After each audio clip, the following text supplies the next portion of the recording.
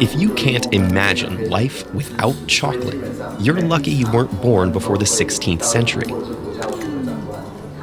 Until then, chocolate only existed in Mesoamerica, in a form quite different from what we know.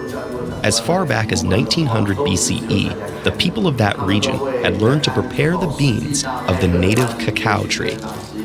The earliest records tell us the beans were ground and mixed with cornmeal and chili peppers to create a drink, not a relaxing cup of hot cocoa, but a bitter, invigorating concoction, frothing with foam. And if you thought we make a big deal about chocolate today, the Mesoamericans had us beat. They believed that cacao was a heavenly food gifted to humans by a feathered serpent god, known to the Maya as Kukulkan, and to the Aztecs as Quetzalcoatl.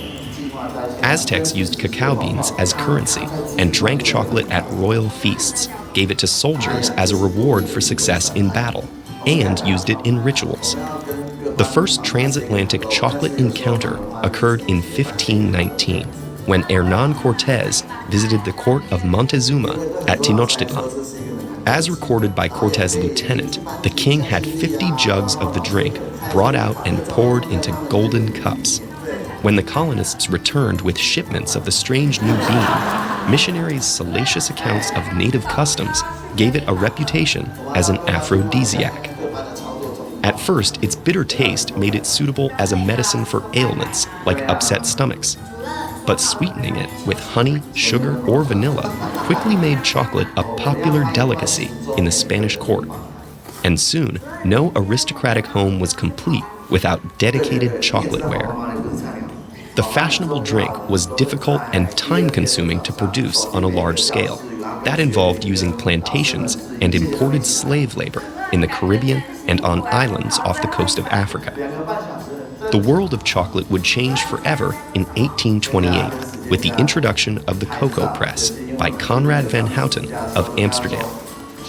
Van Houten's invention could separate the cocoa's natural fat, or cocoa butter. This left a powder that could be mixed into a drinkable solution or recombined with the cocoa butter to create the solid chocolate we know today. Not long after, a Swiss chocolatier named Daniel Peter added powdered milk to the mix, thus inventing milk chocolate. By the 20th century, chocolate was no longer an elite luxury, but had become a treat for the public.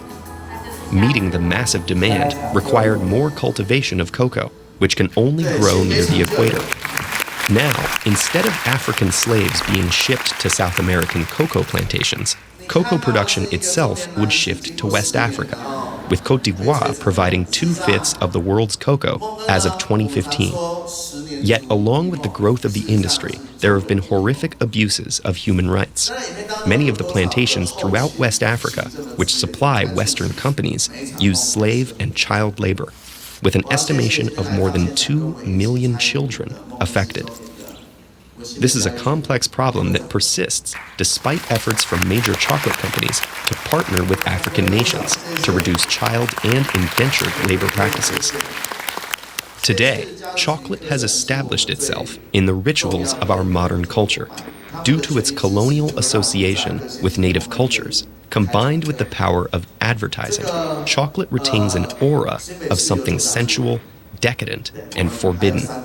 Yet knowing more about its fascinating and often cruel history, as well as its production today, tells us where these associations originate and what they hide. So as you unwrap your next bar of chocolate, take a moment to consider that not everything about chocolate is sweet.